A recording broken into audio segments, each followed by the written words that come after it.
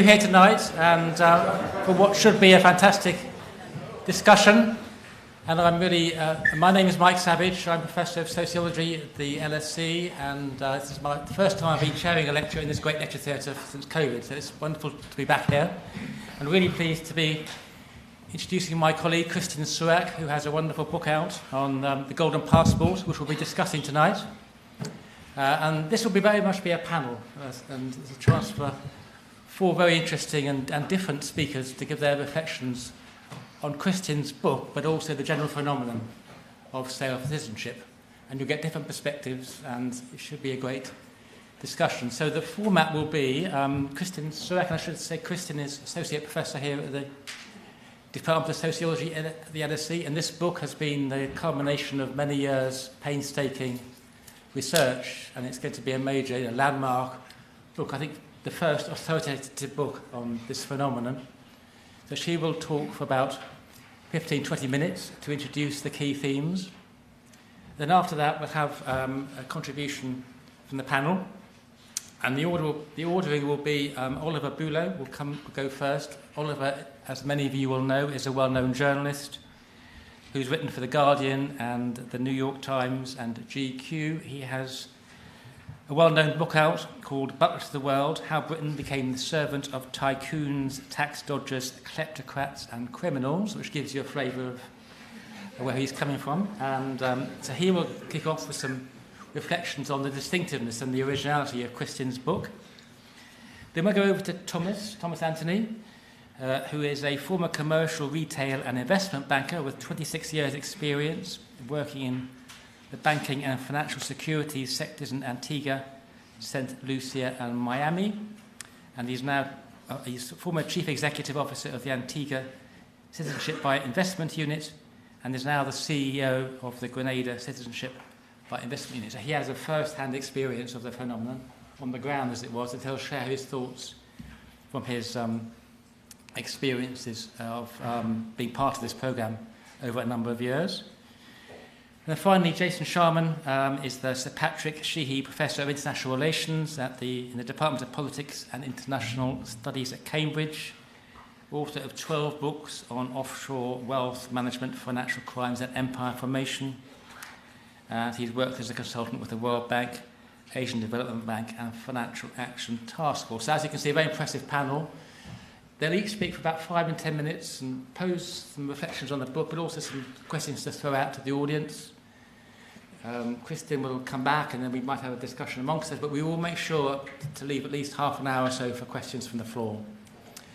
So please think about questions you would like to ask as we're having this discussion. So it should be a great evening. Kristin, do you want to start off? Very much.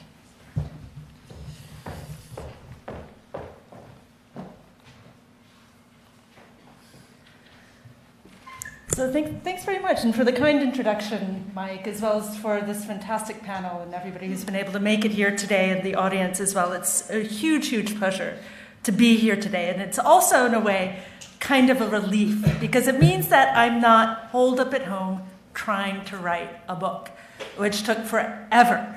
When I first started working on this project, which was nearly a decade ago now, I had really no idea at all what I was getting into, which turned out to be, in fact, actually one of the best travel excuses ever.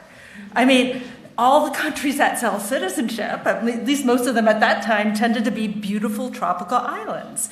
You know, you can go to Vanuatu and call it a research expense. And then on top of it, the people who tended to be interested in this were based in or hubbed in these thriving, amazing global cities.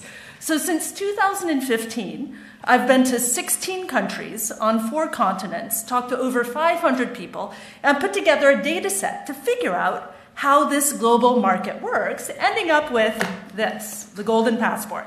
So what is this? What are we talking about here? So to be honest, this title, The Golden Passport, wasn't my first choice, because there's a significant difference between passports and citizenship. You don't have to be a citizen of a country to have a passport from it. In fact, you know, a lot of diplomats, diplomatic passports are for people who are not actually held by non-citizens. And not all citizens of a country have passports, as the vast majority of US citizens know. They don't, or even Chinese citizens, most of them don't have passports. But the golden passport is basically a catchy shorthand for what's also commonly known as citizenship by investment, or the sale of citizenship. Now, I'll also very quickly add that this is not, what we're not talking about here are golden visa programs, residence by investment, like you get in Portugal or Spain or the UK or US, because it's citizenship and not residence that's on offer.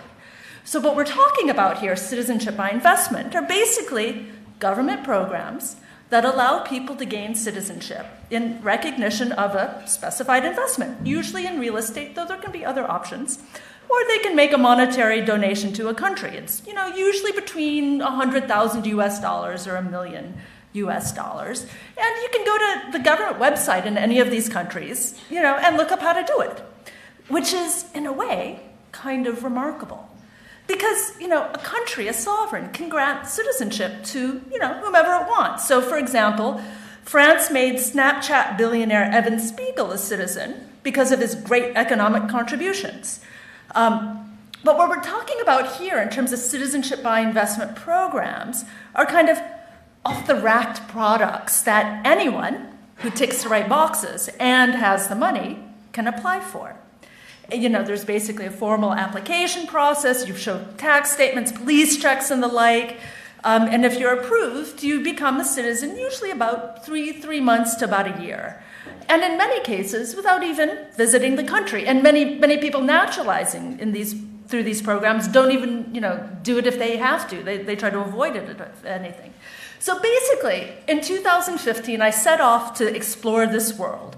The world of citizenship by investment, golden passports. I ended up traveling all over and making very good use of my own, quite privileged at that time, passport. And what I did, and I kind of trace this all out in the book, and what I discovered in going around is that how these programs came out of a much murkier scene of passport sales in the 80s and 90s that was really centered around Hong Kong. And I looked at how these transformed into really sort of formalized programs that offered a product with some longevity, one with a future, one that you just didn't have a sovereign default and canceling all the passports. And this was done by solving a lot of issues around trust. But it also included interesting intersections between public actors and private actors as well in developing formalized, marketable programs. But once I got this workable model in place, more and more countries started getting on board. And in the book, I trace how this spread. The growth of this standardized, formalized offering over the past decade.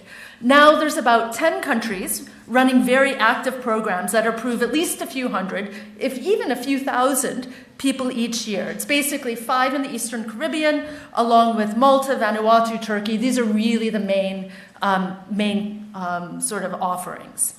Globally, though, there's about 22 countries with legal provisions that enable these sorts of schemes, but they're not all running active programs. And I cover that in the book, too, because these, sort of failed cases that crash, so tiny little cases that do just one person, people who even know this field don't really even think about. They help illuminate what makes for an active golden passport program, what defines the core of this really fascinating market. Now, globally, in terms of size, there's about 50,000 people who naturalize through these programs every year. And that's the main applicant plus their family members as well. And what they're getting is, obviously, citizenship. But it's not how we usually think about citizenship. It's full citizenship, of course, but what they're looking for is something else. Now, because we often think about citizenship as fundamentally a relationship between a state and its members, between a sovereign and subjects. It's about the rights that people get within a country. But the value of citizenship by investment, these sorts of golden passports, lies very importantly in the benefits that citizenship gets a person outside a country, in other places. Because citizenship, too, is a sticky status. It follows you wherever you go all around the world. So what are those extraterritorial benefits, those ones outside the country? It can be things like visa-free travel. It can be lower import taxes. It can be the right to reside and work set up a business in other countries, and that's what people are searching out. And these things, interestingly, are secured then through treaties and associations that are set up between the country and foreign powers, which then gives foreign powers, interestingly, a lot of influence over the value of a country's citizenship because of these external benefits. Now, this means that in looking at this field, as I discovered, there's a really fascinating geopolitics to the scene, which I lay bare in the book. Now, the EU very recently, especially if you've been following this in the papers, has been making a lot of noise about the programs, a lot of moves about them as well. But as I write in the book, the US is really much more interesting to watch and really a much more powerful player.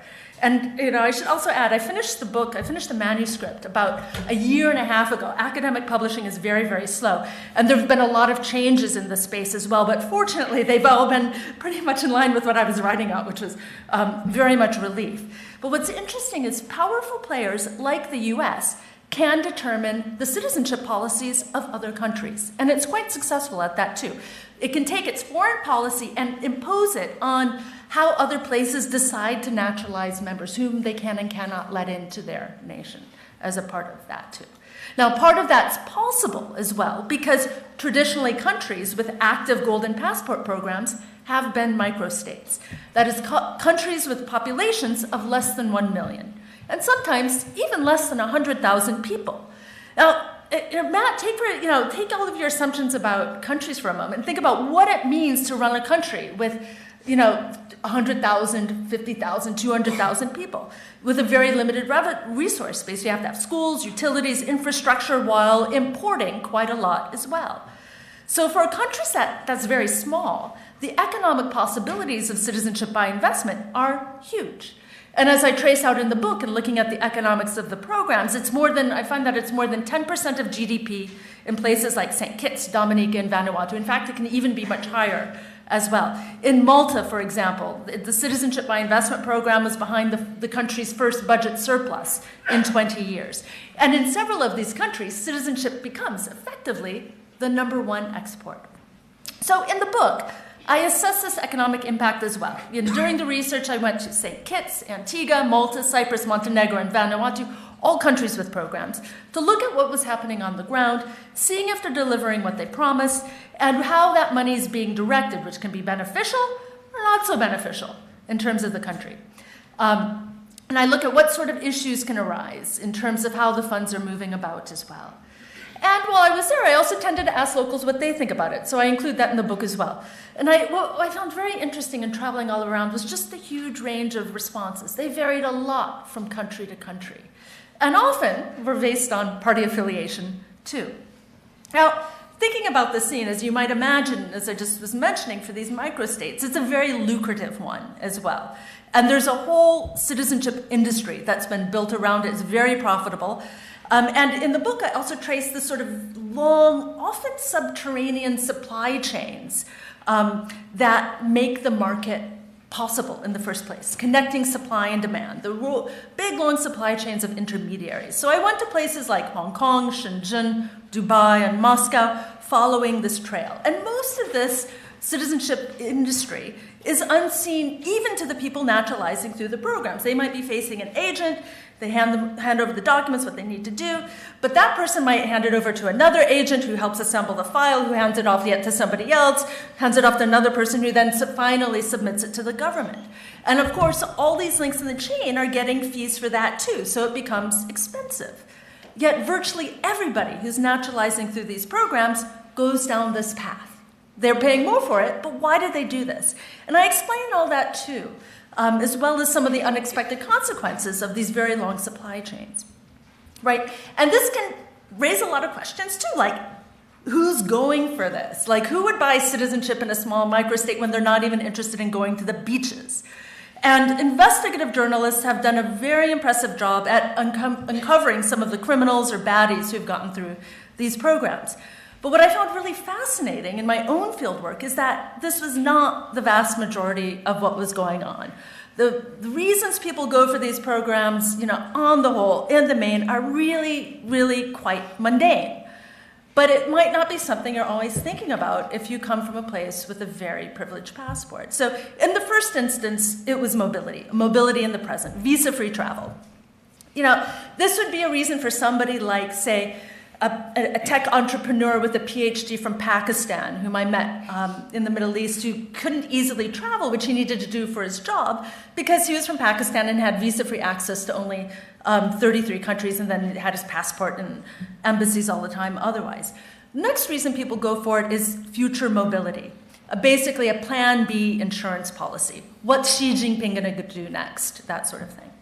And then there's some people who look at lifestyle options, a smaller thing, doing it for the children, naturalize in Malta to access Swiss doctors, that sort of thing.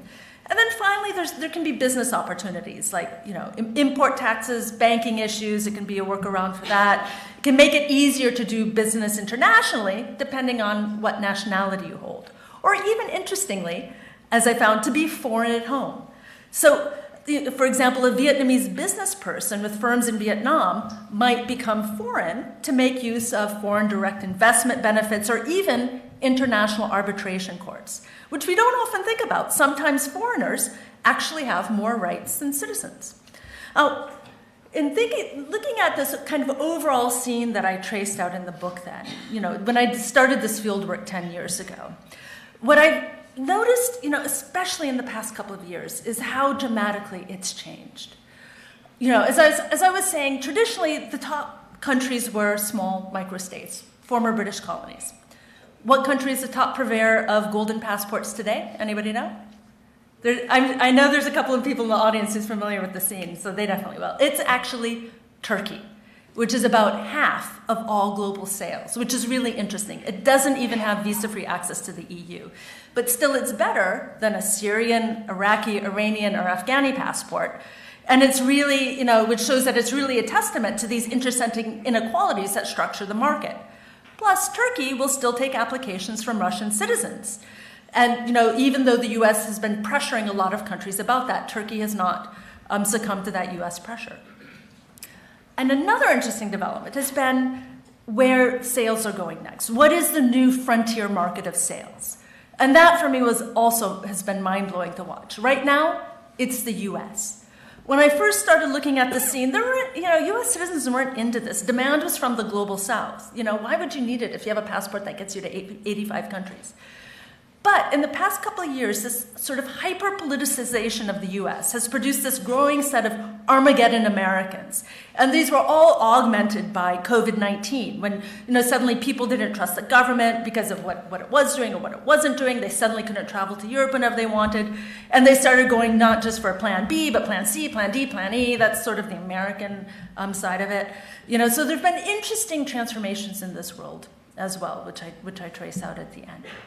So closing out, what's the upshot of all of this? What can we learn? I mean, it is kind of a small world. But what I found in exploring it is that it's a really interesting site to sort of trace out much bigger issues around citizenship, inequality, and globalization that aren't limited to just this world of golden passports, but they become crystallized within it. They become very clearly visible within this world. Now, first off, we often think of citizenship as somehow about a way of ensuring equality among people. This is what T.H. Marshall, professor at the LSE, wrote about, now 70 years ago or so. But citizenship by investment emphasizes that citizenship is fundamentally about inequalities, both within a country, in terms of who can afford and who can't afford this, but also between them. Because not all citizenships are equal, which is why there's a market in the first place. And it's important because citizenship deeply impacts where we can go and what we can do. And people from wealthy countries have an easier time of it, and those from countries that aren't so wealthy face very high barriers. But we see in watching this world that both countries and individuals are quite strategic around this, that there's a global economy of citizenship in which the rich, whether they're countries or individuals, do what they can, and then leaving the small, basically, to look for alternatives. It also reminds us that citizenship isn't self-same with identity. And we see this in different cases, like the Dreamers in the US, people who were brought to the US without papers as young children. They become adults and realize, oh my God, I'm not a legal US citizen, but I have the strong identity. There can be a disjuncture here very often. But for many people, there's a strong identity component to citizenship, right? That's the nation part of it. Now, social science, it's like social scientists like to call what most people call countries, they call them nation states, which sort of highlights those two sides that come together in this sort of, contemporary political unit, right? You've got the state, which, rules in the name of a nation or the people, but it's basically a country when they say that. But what's interesting in looking at citizenship by investment is that it slices that amalgam in half. People are interested in becoming members of the state, but not the nation. They seek legal belonging to the state. No, these programs are not about creating a great national diaspora. Nobody talks about it in those terms. What naturalizers are looking for is that legal penumbra of the state, which they take with them when they travel and do things globally. It's really about those extraterritorial legal privileges of belonging that matter, which we often don't think about. And then finally, with globalization, we live in a globalized world where capital or money moves across borders with far, far greater ease than people. But this globalized world does not come with global citizenship. Instead, it's a status that fundamentally divides. It affects where we can go, how we're treated, what rights we have, not only at home, but across the planet. And so we're basically stuck with it as much as it is stuck to us. We take it with us wherever we go. So if you happen to have been born into a good one, a good citizenship, good passport, be aware of what that means and check your passport privilege. Because this isn't going away anytime soon. As long as countries anchor global capitalism, and they do for several reasons, citizenship will continue to anchor global mobility. Thank you.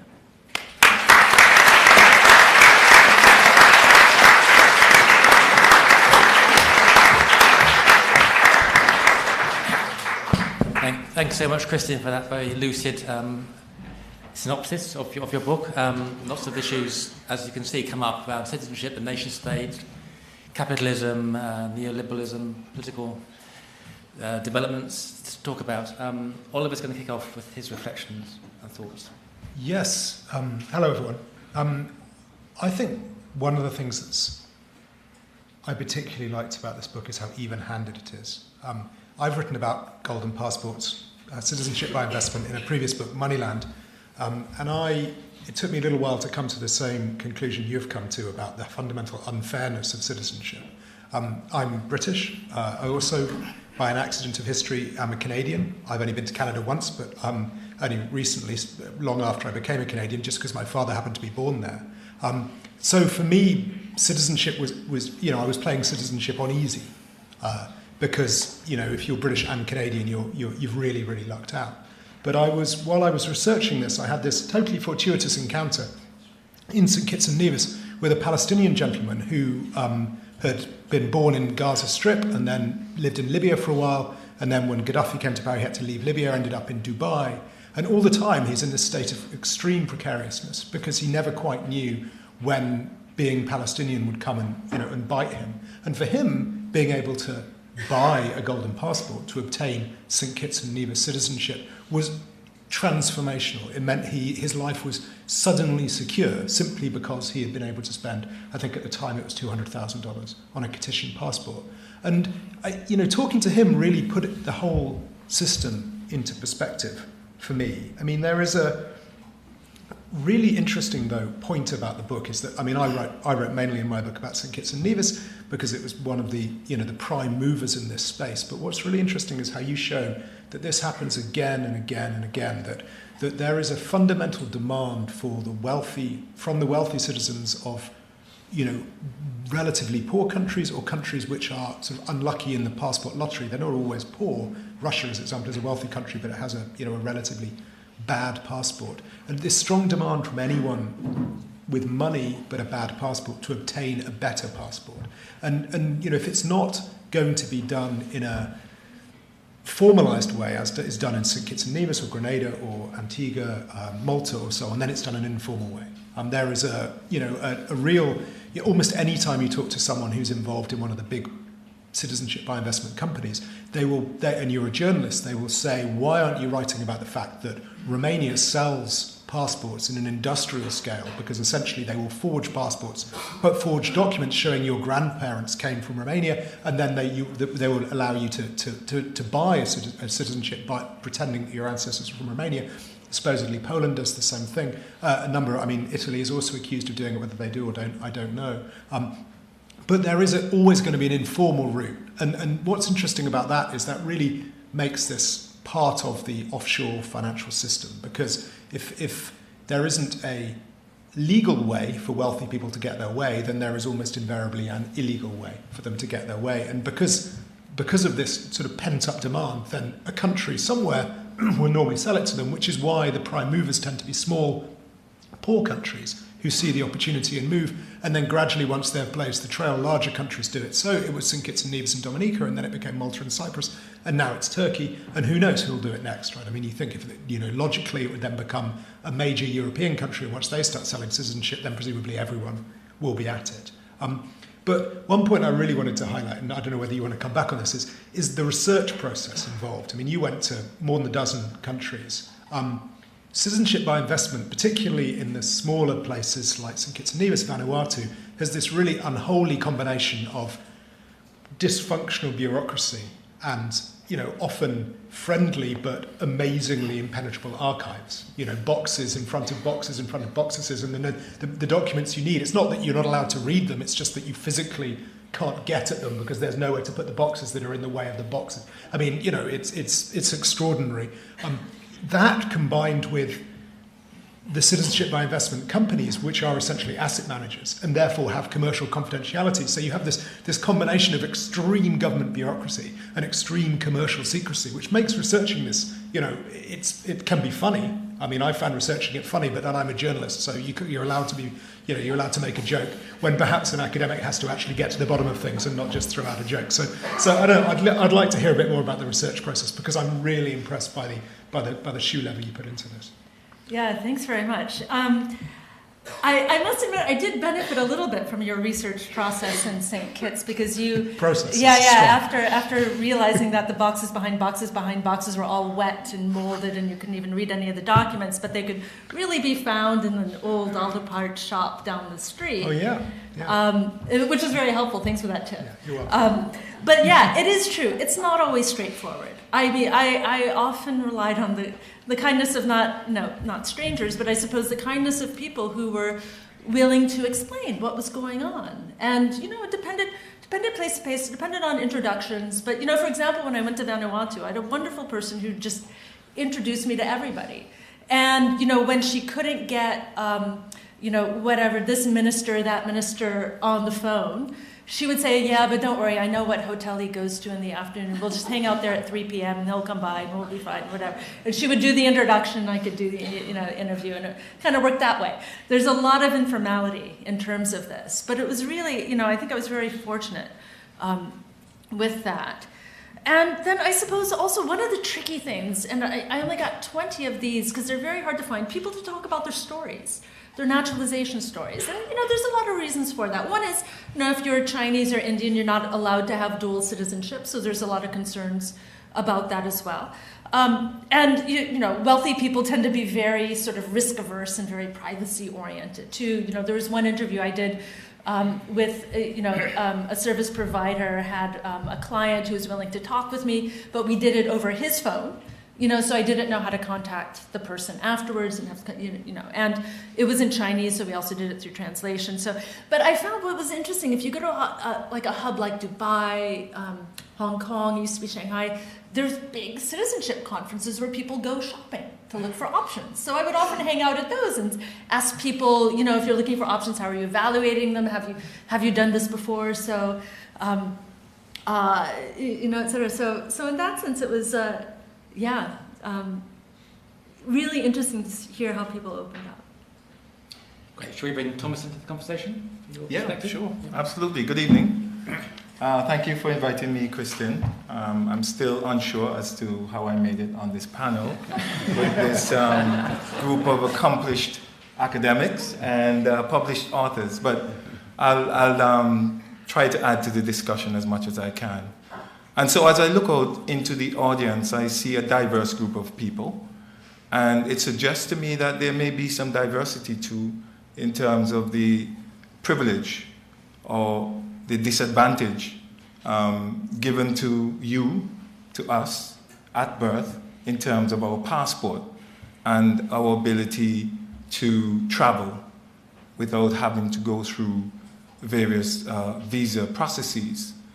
And so I'm hoping that that leads to a lively, interactive discussion at the end of our discussion here. But as a practitioner in this industry for the last decade, I think for me it comes down to one thing as I look at these applications that come before me.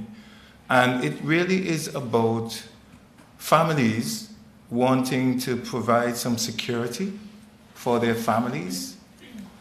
So for example, some of us may have a passport that gets us to 190 countries, 185 countries without having to go through the visa process. But some of us may have a passport which only allows us to get to 50 countries.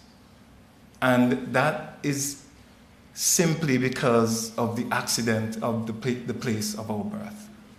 And so for citizenship by investment, if we put aside the host countries for a minute, for the people who apply for these programs, it really is about being able to choose your nationality, being able to travel globally more freely than you're allowed to because of this passport that you were branded with at your birth.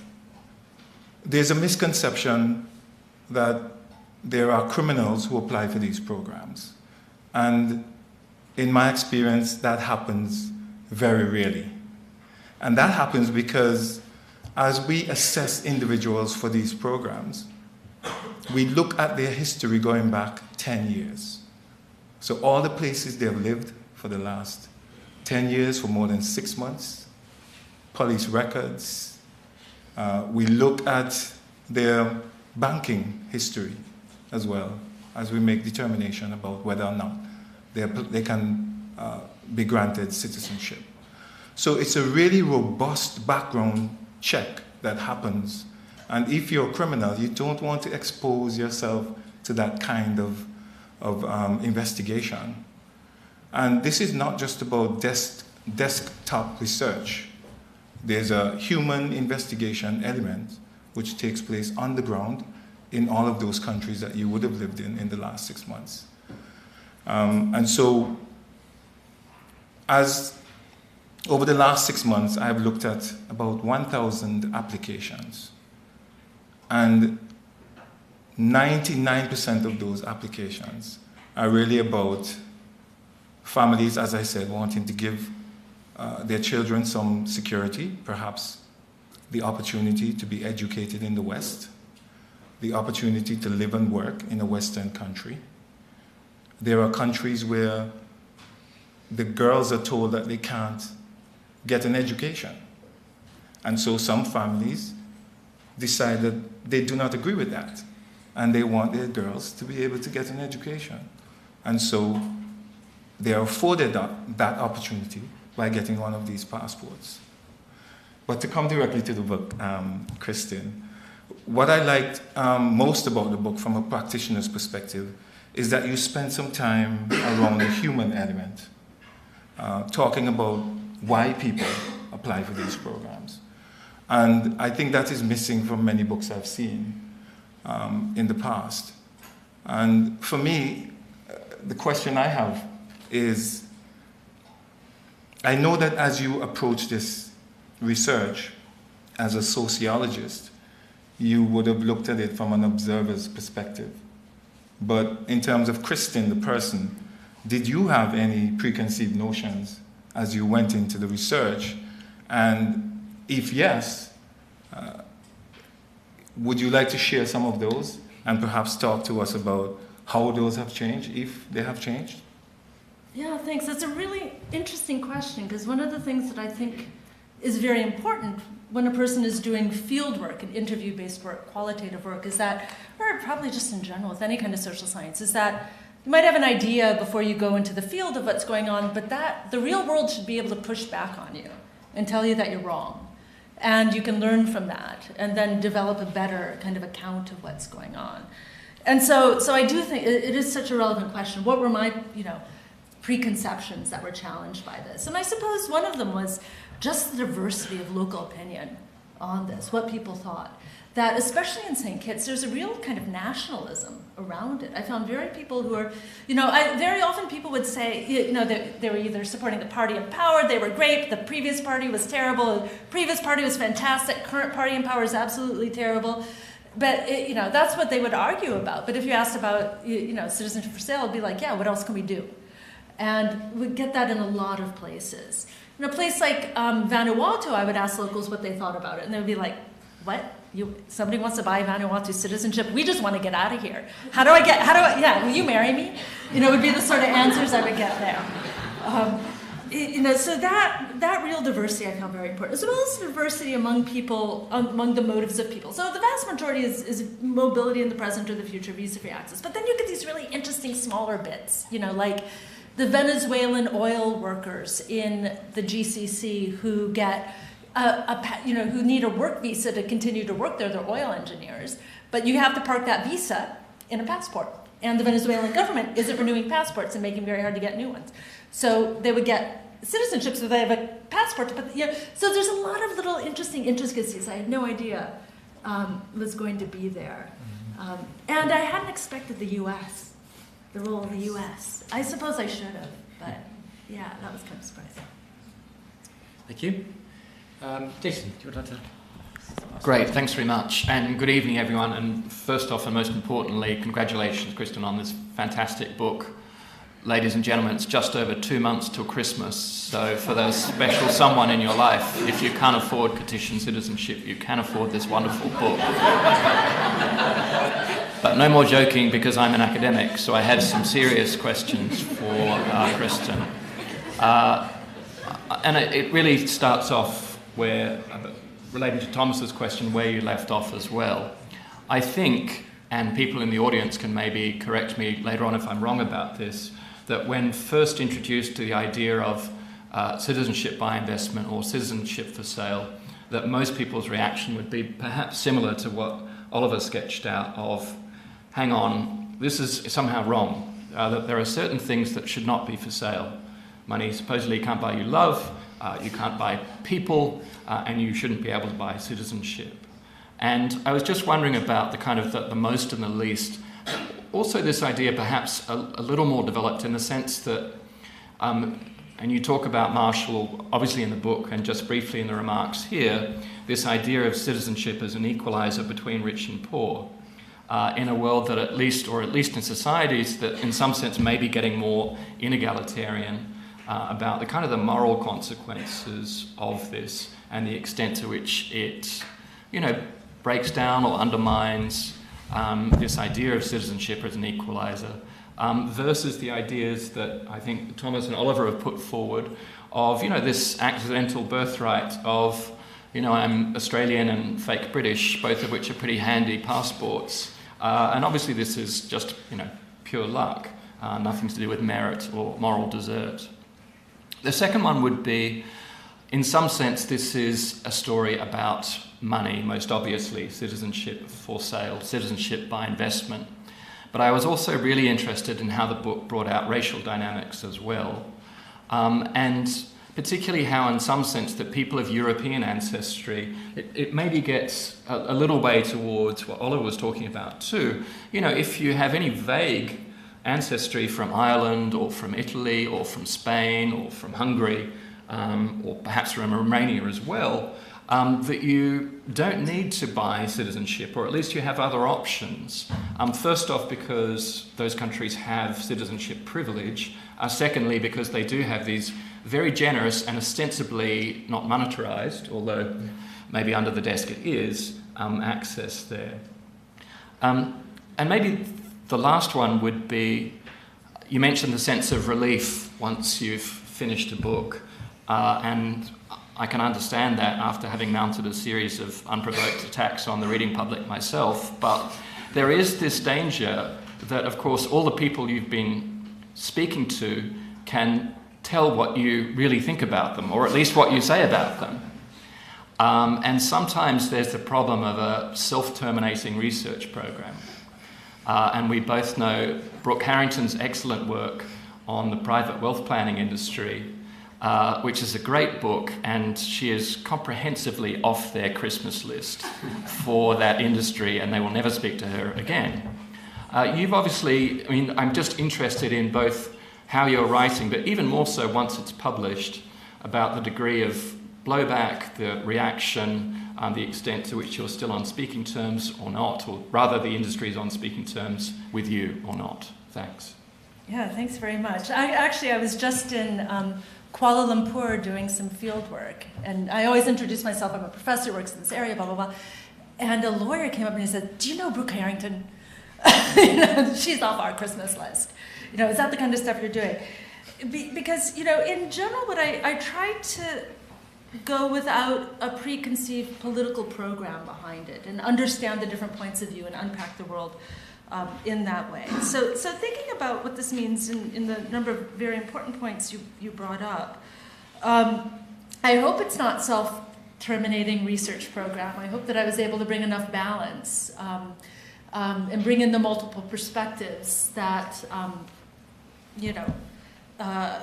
enable me to continue to talk with people. But hey, if not, then that's the way it is. Because I think one of the important things with research, too, is that you're faithful to the subject and faithful to the questions. And that doesn't determine how you write or the outcomes you come up with, or one comes up with. But that also meant that in terms of this question of the moral implications or the moral consequences of this, I suppose in some ways I was reacting to a lot of political philosophy that was arguing about should citizenship be commodified or not, which was just a question I wasn't interested in as a sociologist. There were other people doing those debates. I wanted to understand how the world worked.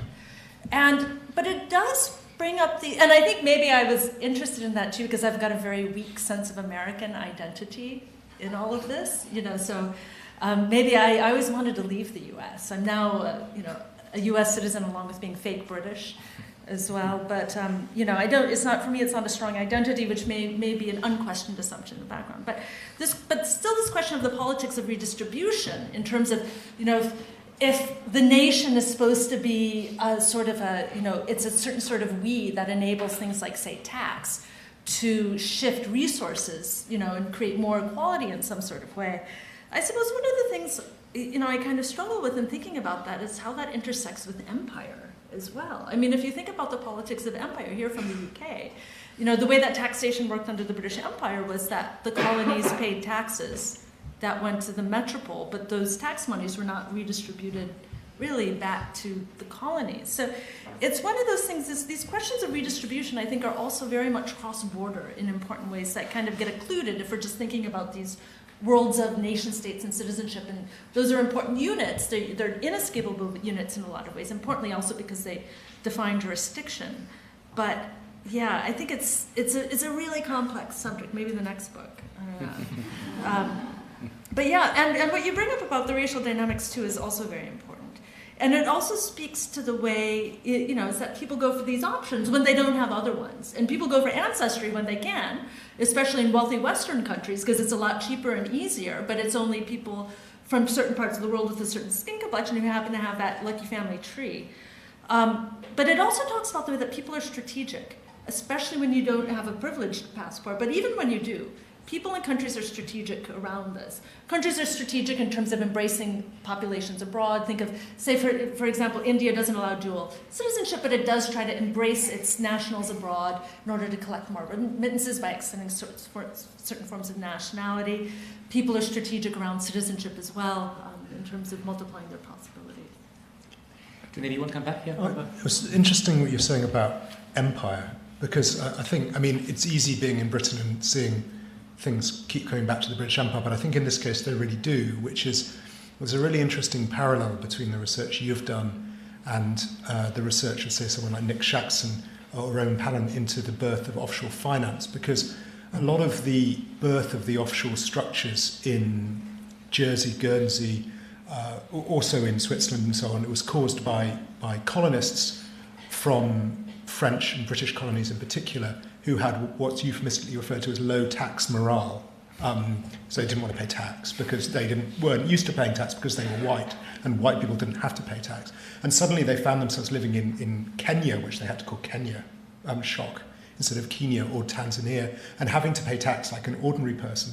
So they found these tools available to them in normally remaining British colonies that allowed them to keep their money out of the reach of the home government, as well as the British government, which at the time had quite high tax as well. And what's really interesting in your book is the crucial role of the end of, or the impending end of British rule in Hong Kong, because suddenly there is a community in Hong Kong, although they didn't have full British citizenship, they had a form of British citizenship, facing the prospect of suddenly being Chinese, which, not that long after the Cultural Revolution is a very alarming thing to be faced with becoming. So this sudden demand for anything which wasn't Chinese. And that didn't only give birth to the golden passport industry, but often a lot of the golden visa industry, the Canadian visa industry, the US EB5 industry, the Australian one. These all were to attract wealthy Hong Kong Chinese people to bring their money to those economies. And fascinatingly is also what gives birth to the BVI incorporation shell company business, because that was to allow that its real seed capital was Hong Kong Chinese people trying to get their money out of the reach of the Chinese government as they were getting their citizenship out of the reach of the Chinese government. So much of this is about the end of empire and people who suddenly were faced with having to live like an ordinary person, looking for a way out and finding a way out because there was always someone willing to sell it to them. But again, and sorry, I go on and on about empire because it fascinates me.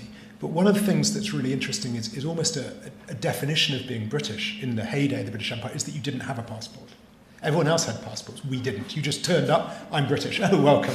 Yeah, because if you weren't allowed in, then the next would be a warship and then so on. There's a travel book about someone who famously travelled around the Middle East bearing only a bill from his tailor.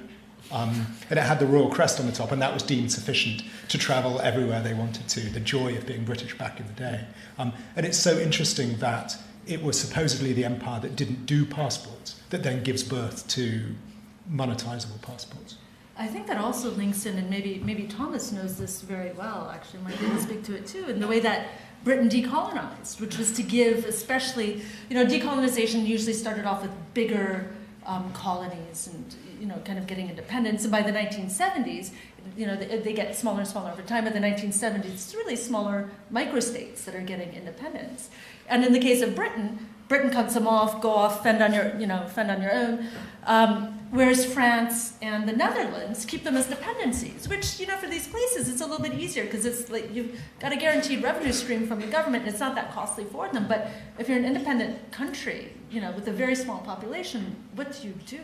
Though we still have dependencies too. Those look after the money while the other ones sell the passports. So, we've covered that base. Yeah, exactly. So there's still, it becomes part of this complex offshore world, but you can't have citizenship for sale unless you have full independence, which is why they're all former British colonies doing this. And, it does, so that it's interesting the way that decolonization brings in both a lot of issues around demand that you're describing, but also helps produce supply, too. Yeah, so that's a really touchy subject for me, as you can imagine, the talk around reparations and all of that. But really, these microstates, as you put it,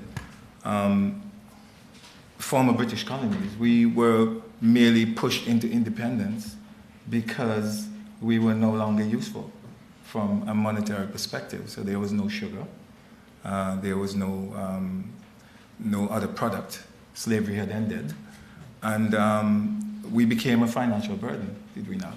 And so by the 70s and then into the early 80s, it was about how do we end this dependence. And so there was this push for independence. And as these countries, not having very much by the way of natural resources, tried to create economic activity for their citizens. Many of the industries that we've tried in the past have been essentially killed off by the same former colonizer. And so, for example, we had offshore banking, and that was deemed high risk. We had offshore gaming. That too was deemed high risk. We had agriculture in the case of sugarcane, too small to be globally competitive. We had banana, a privileged position, that was challenged and ended. And so is it that we are, it is the intention is that we have a single industry economy in the case of tourism, so that our lives are dependent on the whim and fancy of people to travel to paradise for a week or two. And so the question for me becomes, what then? What do we do as small island states without any real natural resources beyond our beaches and our people to ensure that we can provide education, we can provide for the healthcare of the individuals within the nation? It's not so much that we want to sell citizenship, really. It's the what then? If not citizenship, what do you do? Yeah. But sorry, as I have the mic, the Hong Kong piece was really important for me as a practitioner for 10 years, as I've said before. I didn't know the details about how it all started in Hong Kong, and so the book brought it home for me. But I'd like you to maybe spend a minute also just talking about that. Oh gosh, yeah, Hong Kong. I mean, I wish I would have been there during that time. Instead, I just went to Hong Kong a lot when I was doing field work. But what I found really interesting, I mean, you could read the newspapers, but there was even a magazine called The Emigrant, published in Chinese and in English, that just covered this whole thing of people looking to go abroad. Or even doing field work in Hong Kong, I found it very, very interesting because people would just talk about, it was so normalized. You know, in the West, there is this sort of thing like, oh yeah, it's kind of dodgy prostituting yourself. And in Hong Kong, it's like, oh yeah, look, there's this, there's this, there's this, my uncle did this, you know, blah, blah, blah.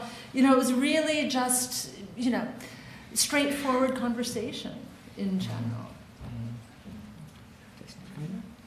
No, the only other thing I would say is just, again, to pick up on the point about Hong Kong. I think it's important to realise that probably this is on a continuum.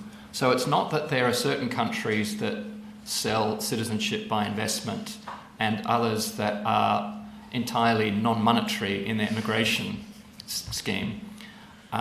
Britain, up until recently, sold these golden visas, and unlike in Grenada and Antigua, Britain did zero due diligence on the people buying these visas because the government thought the banks were doing it and the banks thought the government was doing it. So no one did it. So thousands and thousands of visas were sold, and it was only a few years later that they realised, oh, whoops.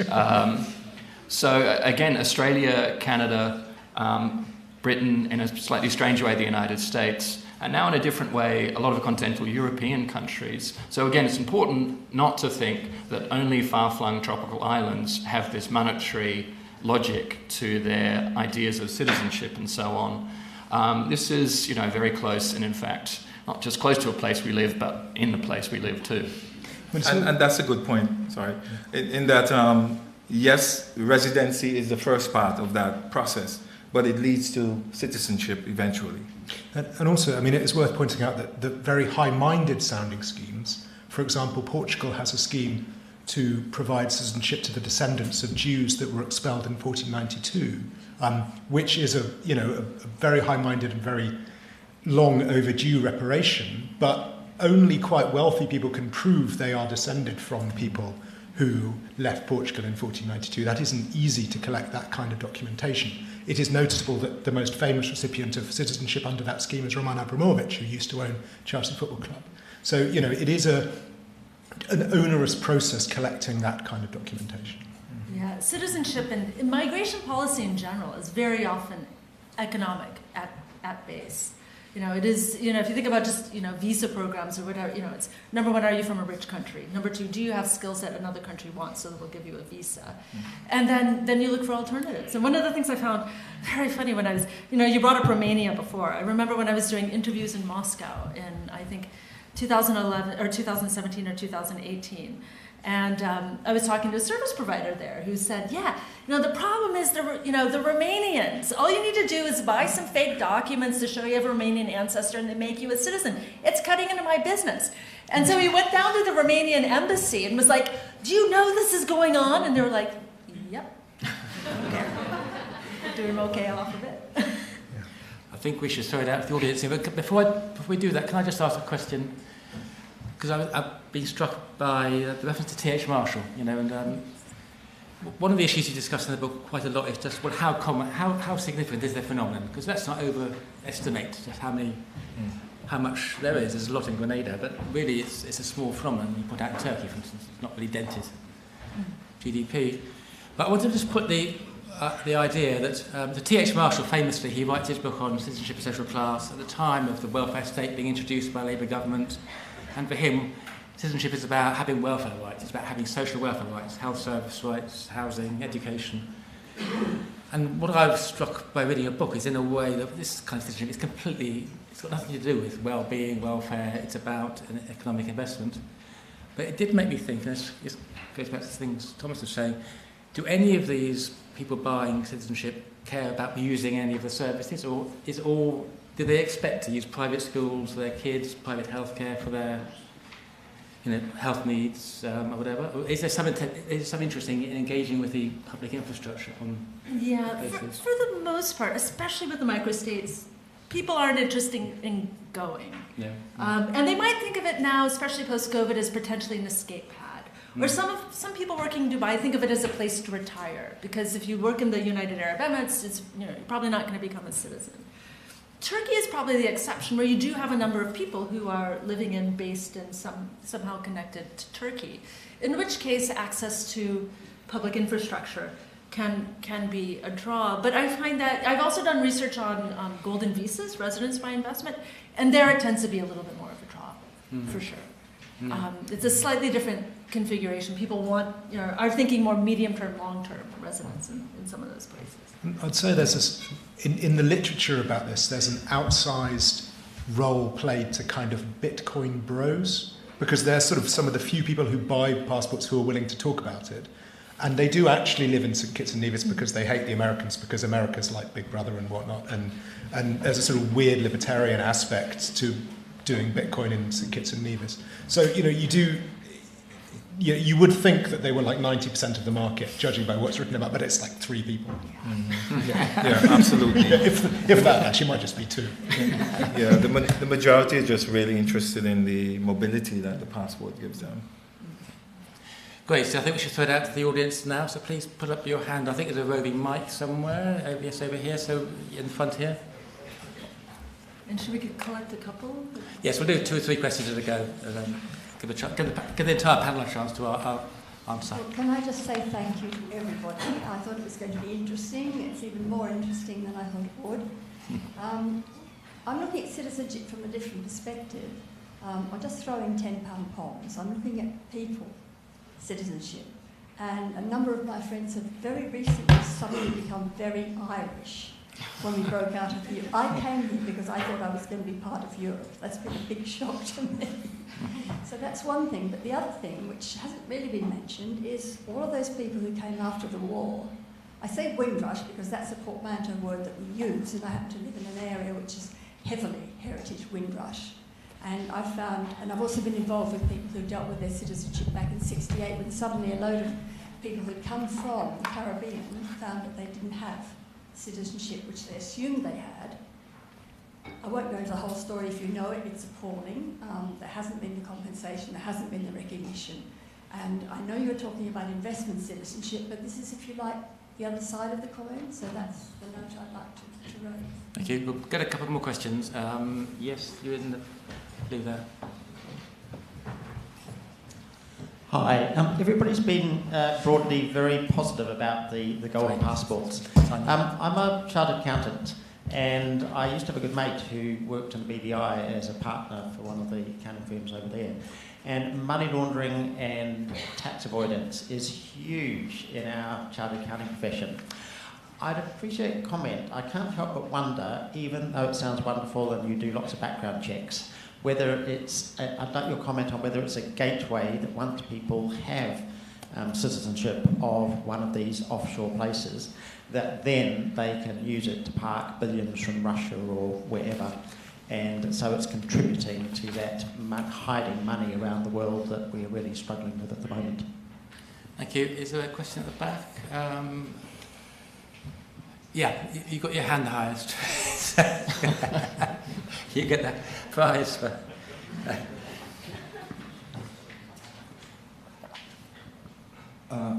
Thank you for all of your sharing. So I have two questions for Kristin, and the first one is about the research method. So I'm curious about how do you find the people from countries like China or India and make them willing to take the risk of sharing their stories to you? And the second question is about what do you think about the relationship between Hong Kong people's attitude of the BNO passport and their former colonial identities? So that's my question. Thank you. Okay, thank you. So I think we've got some questions there, and Kristin can start, but if anyone else wants to chip in, that's fine too. Kristin?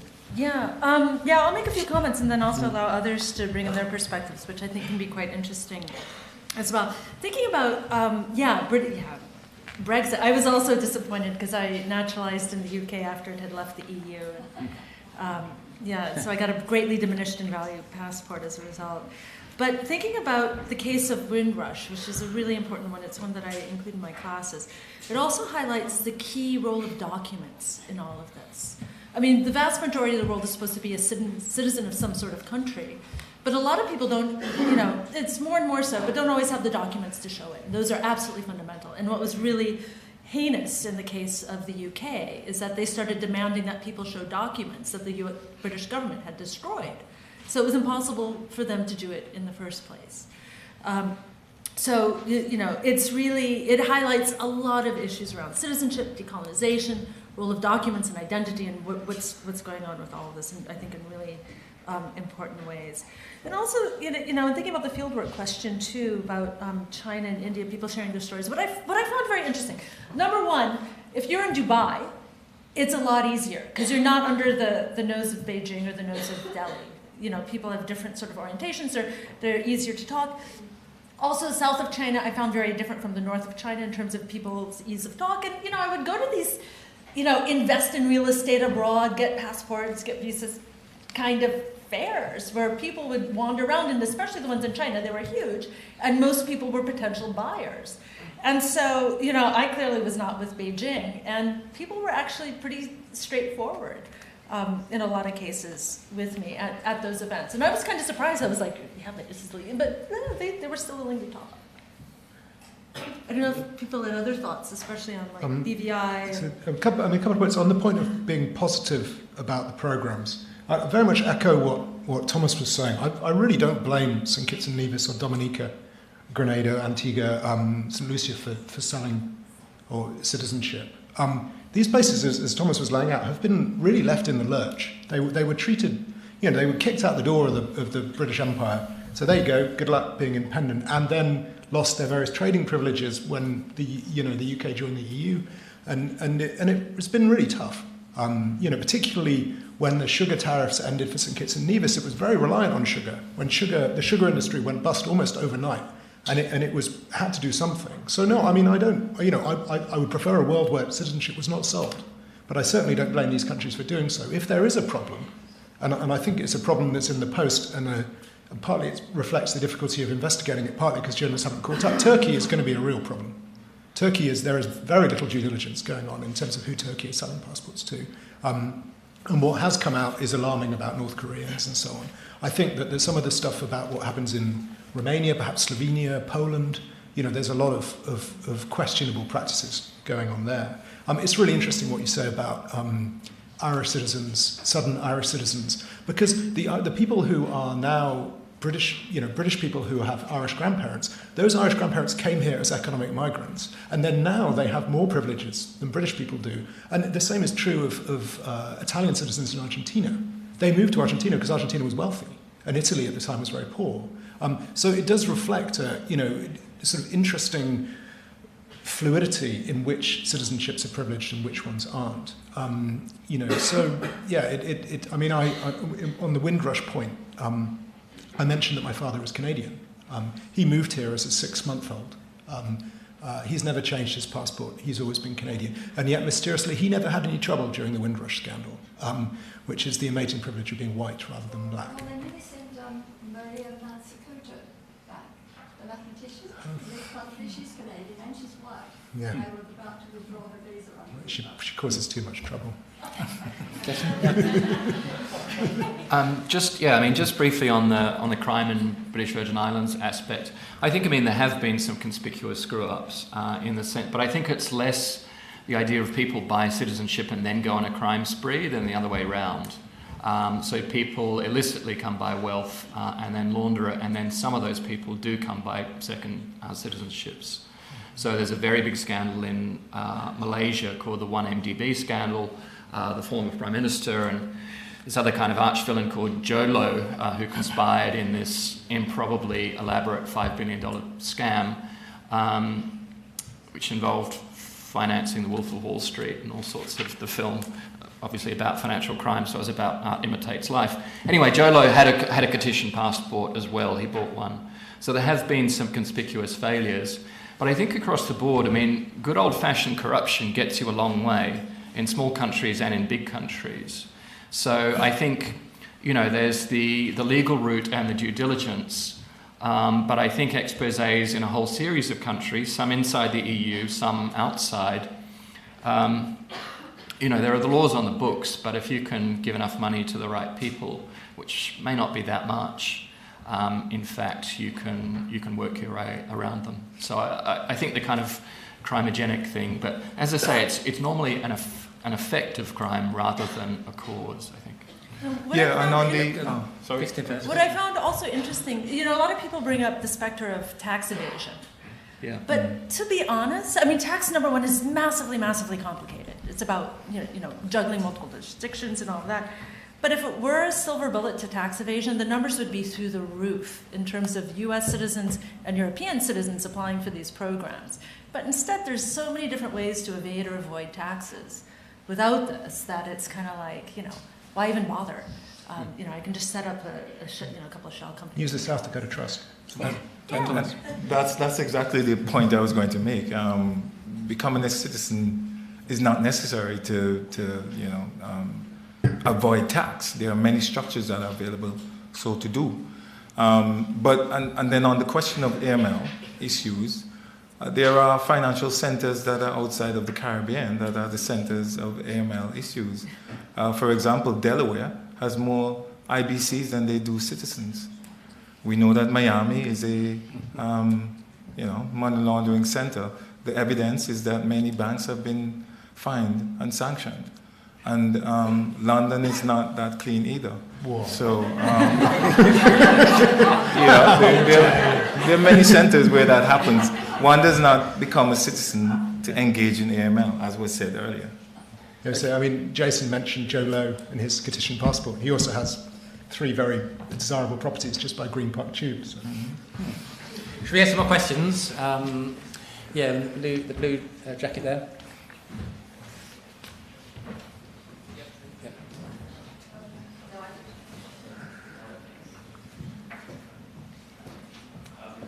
Thanks very much. I guess I have a question about sort of visa-free access that comes with much of citizenship by investment. So the US, Canada, the EU, destinations people want to travel is one of the motivators behind acquiring these passports.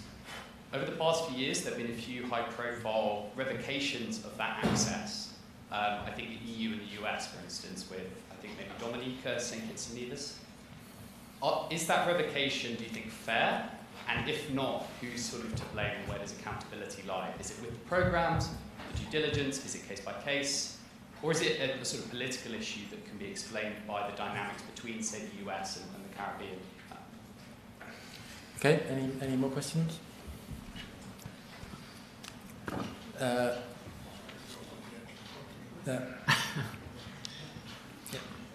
Thank you to the panelists. I actually work for one of the due diligence companies that vet these applicants, hired associates, and I'm wondering in terms of, I'd like to hear more statistics really in terms of maybe the demographics of the applicants before the pandemic, during the pandemic, and if you've got any future projections, which nationality or nationalities are more likely to apply for these citizenship by investment schemes before now and in the future. Thank you. Thank you. And one more. Yes, over here in the white jumper.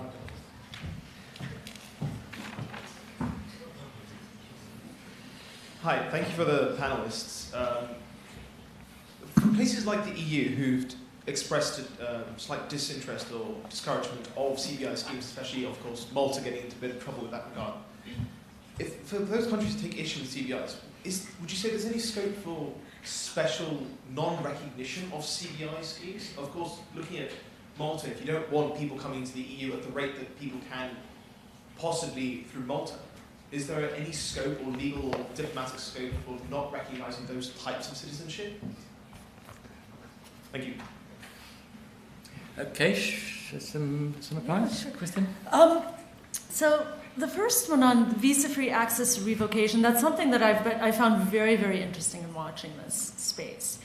And it wasn't the U.S. Only Malta has visa-free access to the U.S. or the rest of the country. It was Canada probably that you're thinking about in terms of St. Kitts and Antigua. And more recently, Dominica and Vanuatu have lost visa-free access to the UK. Vanuatu has also lost it for the European Union in general. In terms of the stuff that I've been observing there, it can be a combination of factors, but the impression I get is often what's said in public is the reason may not be the real motive behind it, and that there can be a much more complex kind of geopolitical dance and maneuvering behind the scenes on all of those. That can be a different configuration for each of those as well. So I think it's an interesting space to watch, but there the geopolitics are very complex, and I think it's often not, the sort of very brief statements that you get from governments about the reasons are maybe not the real reasons that they're doing that, which might have to do with other issues around security or leverage and that sort of stuff. In terms of the demographics of the applicants, before when I first started looking at the scene, people would say number one place of demand is China, number two is Russia, number three is Middle East. By about 2018, 2019, people were saying China, Middle East, Russia. And then after COVID, during COVID, China went way down because people couldn't leave. It wasn't their main priority. Quarantines were pretty tough, but it's supposedly going up very high. Russia invasion of Ukraine, huge numbers of Russians now interested. COVID also led to a boom in the Middle East market, particularly because people's very precarious legal status in places like Dubai or Doha and all of that. So it shifted quite a bit, which you probably know if you're working in this industry and looking at things. But also what's interesting, what other people might not realize, is that there's some streaming for different countries. Like St. Kitts has been traditionally very popular among Chinese because it recognizes Taiwan and not China. Cyprus has traditionally been very popular with Russians because that has been long. It was on the line during the Cold War. There was also a strong Communist Party. A lot of lawyers spoke Russian. They were very early on in the Russian market. And Oliver's written quite a lot about those sorts of connections as well. So you also see streaming into different countries depending on the markets too. And then finally with the EU, it's more than just discouragement. The EU, mainly, and if you think about the EU, it is a bunch of different big bureaucratic apparatuses. It's the European Parliament and the European Commission. They don't just discourage it, they don't want to see it. And so they've been putting a lot of pressure on countries about this. But what I find really interesting in watching that space is ETIAS. So the European Union is rolling out a screening program so that it's no longer just having a passport from those countries that gets you in easily. They're going to have the final say because you'll have to apply for pre-screening, like what the US does already with ESTA. And so they'll have final say in the first place, but they're still pressuring countries, threatening to revoke visa-free access. I think about 2 days ago, there was a new report released by the European Parliament on this again. But you also brought up the thing with Malta. Can you kind of have a tiered form of citizenship within the European Union? And what's interesting in the EU is that there's not the European Union does not have legal jurisdiction over citizenship. It's a prerogative of member states. And so the legal basis for action by the Union, and right now Malta's in court at the European Court of Justice, it'll probably take a couple of years to go through it. There's still, maybe they'll figure out some sort of argument around it, but since the Edinburgh Proviso was incorporated, I think, in the Lisbon Treaty as fundamental European law, it's not a competency of the EU, so they wouldn't be able to even discriminate, different types of citizenships in that sense. And also, as it relates to Malta, I mean, we're talking about 1,800 families in the first instance, and then I think the second iteration is 1,500 families, if I'm not mistaken. It's really a small number when you look at the overall number of individuals. For the similar situations, just generally for CBI countries like Vanuatu, are you saying it's purely within the competency of the state, that there's no possibility of like a country, let's say Britain, not recognizing certain types of... Oh, that can happen in Vanuatu, but it's different for Malta with the European Union in that sense. I thought you were talking about that. Could that happen? Could, say, Britain say, we recognise you as Vanuatuan, but not you? I mean, they did that. It's up to Vanuatu who's a Vanuatuan. They basically said that it was the European Union, that if you had a passport issued before, I think it was 2014 or 2015, we won't give you visa-free access. Right. And the other way they could do that is by country of birth, which is listed on passports. You have to be born in that country in order for us to recognize you as visa-free. And because visa-free agreements are done through treaties agreed to by these countries, they can do that at that level. And as it relates to the visa-free access, none of these countries have had visa-free access to the US. Except for Malta. Well, in terms of the Caribbean countries, right you are. Doesn't Grenada have some amazing visa deal? There's an E2 treaty where you can, it's an investor visa, right? Where you invest in an American-facing company and you can apply to get a visa, but it doesn't lead to citizenship. But there's an application process, right? Yes, there's visa-free access to the UK and to the EU, but is there a real risk or perceived risk? As it stands now, you get to the border and the border agent has the ability to allow you in or to turn you around. When we come to March 2024, there will be the ETA for the UK as well as ETIAS for Europe. Essentially, as Kristin said, you will have to pre-register before you come to the country. And so the country has the option of denying you access at that point. So is the risk real or is it just a perceived risk? Okay, so we have one last round of questions. I've actually got one on Zoom here on this iPad, which I'll just read out, and we'll have a couple more. I think I know the answer to this question, but I'll read it out. It's from Thomas Samuel. I've got a question for Dr. Surak and the panel. From your research, how far are golden passports used for tax optimisation? Or is it not really very efficient? I'm guessing the implication is not that important, but perhaps a few more things to say about that. Okay, some last questions over there. In the front here. No, next to you. Thank you. I think I'm a tax advisor, so I probably would ask some tax-related question. And I guess it's a bit broader than that, but because we're talking about millionaires and the most wealthiest range of people. How much do they take into account the social image they would bring by changing nationality when they kind of select which golden passport scheme they would choose or which country they choose to re-domicile. I guess my experience is there are people who are certainly concerned that if they move to some certain tax haven countries and became apparently that something might go wrong and that might impact their business well-being. I mean, just how much from your experiences that has been taken into account. Okay, thank you. And there's one at the back there, in the blue jumpsuit. The blue back there, yeah.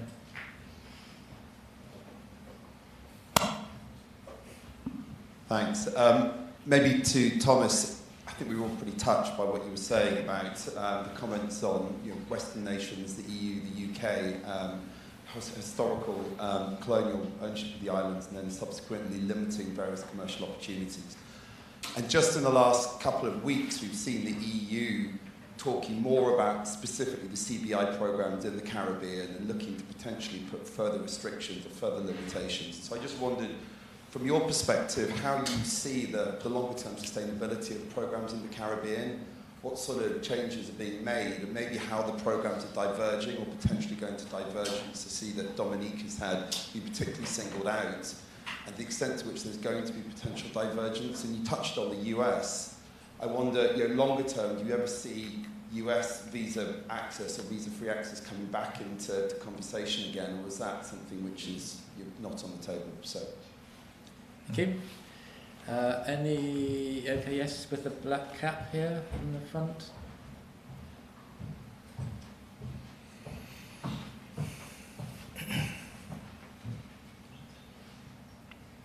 Hi, I'm just a student. I don't have any professional backgrounds, but I just have a question on the Hong Kong context.